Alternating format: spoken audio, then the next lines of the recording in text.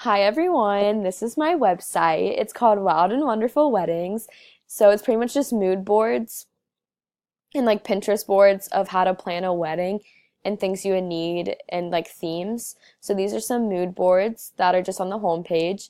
And then I also have my wedding planning. So it's just my infographic about everything and like how big are destination weddings, bohemian, and like the main topics. So on my tabs, I have a bohemian wedding, which is just pictures of like a bohemian themed wedding. And then rustic, slightly romantic, haven't finished. Destination wedding, and modern. So when you click more, you can find the About Me page.